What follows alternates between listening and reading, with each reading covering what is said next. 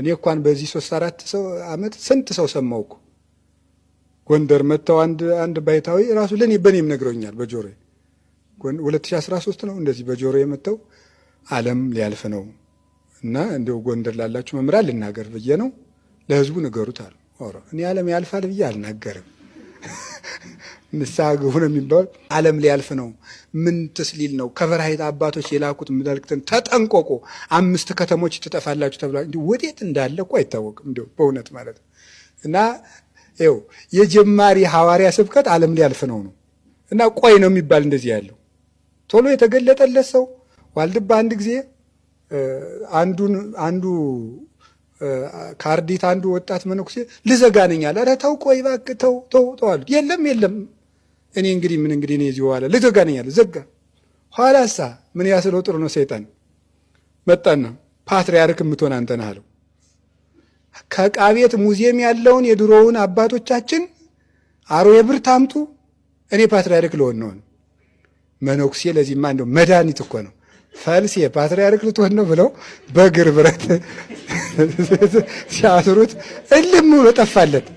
ተመስገን እዚያ አምላክ ተመስገን እያለ እዚያ ዋለ አርፎ። እናቴ ይሄ መድኃኒቱ ይሄ ነው። ሰይጣን ያደረገው ነገር የለምና ወዲያው በቃው ያሸትተናል። እንዲሁ እንደዚህ እንዳይሆን አትስሙት። ይሄ መጥቶ ውጭና ተናገሪ ብሎኛል፣ ሄደሽ ጳጳሱን አስጠንቅቂው ተብያለሁ። እንዲሁ ዝም በሉ እንዲሁ በሞቴ እውነቴን ነው። ዝም በሉ። መጽሐፍ አሉ ጳጳሱን ለማስጠንቀቅ የጳውሎስ መልእክት አለ እዚህ አለ። ተው ዝም ብላችሁ።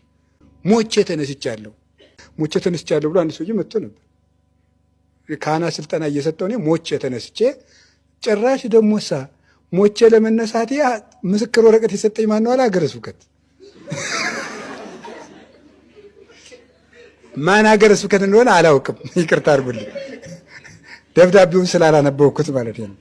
የት ሀገረ ስብከት እንደሆነ አላውቅምና እንዲሁ ዕዳ ነው የገባ ነው። እናንተ እንዲሁ ሞቶ ሀገረ ስብከት ለካ ሰው እየሞተ ሲነሳም ያውቃል።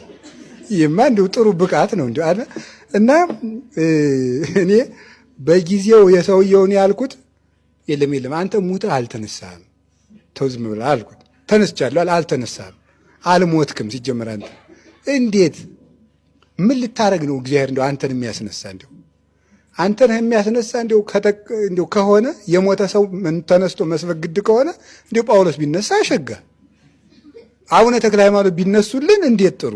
እንደው አንተ ተነስተ እንደው ምን ልትሞላ ነው?